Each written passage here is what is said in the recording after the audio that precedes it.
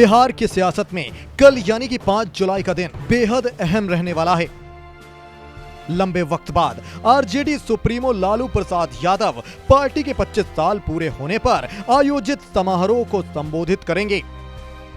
उधर एलजेपी के 2 फाड़ होने के बाद चिराग पासवान अपने पिता रामविलास पासवान की जयंती के अवसर पर अपनी आशीर्वाद यात्रा के माध्यम से जनाधार की पुष्टि करेंगे। चिराग को अपने पाले में करने के लिए आरजेडी ने भी रामविलास पासवान की जयंती मनाने की घोषणा की है।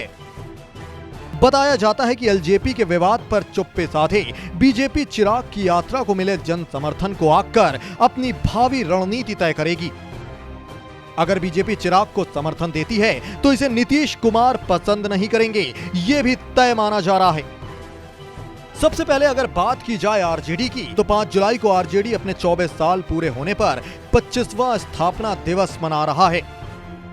माना जा रहा था कि इसमें शिरकत करने के लिए लालू प्रसाद यादव दिल्ली से पटना आएंगे, लेकिन बीमारी को देखते हुए फिलहाल वो दिल्ली में ही रहेंगे। वो दिल्ली से ही वीडियो कॉन्फ्रेंसिंग के जरिए समारोह को संबोधित करेंगे।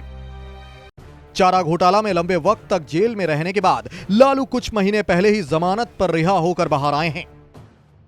जेल में रहने के दौरान प्रत्यक्ष राजनीति से कई साल तक कटे रहे लालू के इस सार्वजनिक अवतरण से आरजेडी को बल मिलेगा, ये भी तय माना जा रहा है। दूसरी ओर एलजेपी के लिए भी 5 जुलाई का दिन बेहद खास है। 2 फाड़ हो चुकी पार्टी पर चिराग पासवान की पकड़ कितनी गहरी है, ये 5 जुलाई को उनकी आशीर्वाद यात्रा से साफ हो जाएगा। रामविलास पासवान की विरासत की इस जंग में उनकी जयंती के अवसर पर बेटे चिराग यात्रा के माध्यम से सहानुभूति बटोरने के साथ साथ जमीनी शक्ति का भी प्रदर्शन करेंगे।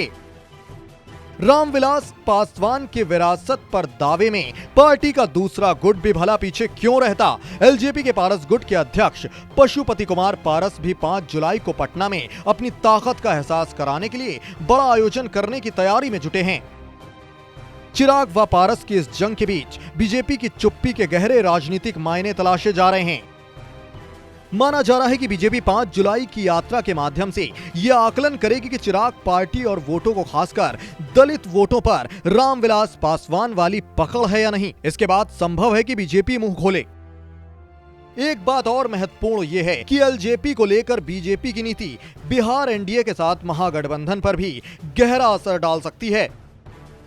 ये चिराग ही हैं जिन्होंने एनडीए में रहते हुए बिहार विधानसभा चुनाव में नीतीश कुमार और उनके जेडीयू का विरोध कर पार्टी को तीसरे नंबर पर धकेलने की अहम भूमिका निभाई थी। ऐसे में अगर बीजेपी ने चिराग को समर्थन दिया तो मुख्यमंत्री नीतीश कुमार इसे कहां तक बर्दाश्त कर पाएंगे, ये बड़ा सवाल है। उधर बीजेपी का समर्थन नहीं मिलने पर चिराग अकेले रहने या महागठबंधन का बुलावा स्वीकार करने का फैसला ले सकते हैं। माना जा रहा है कि बीजेपी की ओर रुख साफ होते ही चिराग पासवान भी अपनी भावी रणनीति का खुलासा करेंगे। चिराग को अभी भी प्रधानमंत्री नरेंद्र मोदी से उम्मीद तो है, लेकिन वो पहले ये भविष्य की अपनी रणनीति तय करने के लिए स्वतंत्र होने की बात भी कह चुके हैं। अब कुल मिलाकर बिहार की राजनीति की आगे की दिशा तय करने में 5 जुलाई की बड़ी भूमिका होगी, ये तय लग रहा है। अब आगे देखते जाइए क्या होता है। नमस्कार, मैं हूं मानक गुप्ता। अगर आपको हमारा ये वीडियो पसंद आया हो तो इसे लाइक और शेयर जरूर करें, और हाँ, हमें सब्सक्राइब और फॉलो करना ना भूलें ताकि आप देश और दुनिया की कोई खबर मिस ना करें।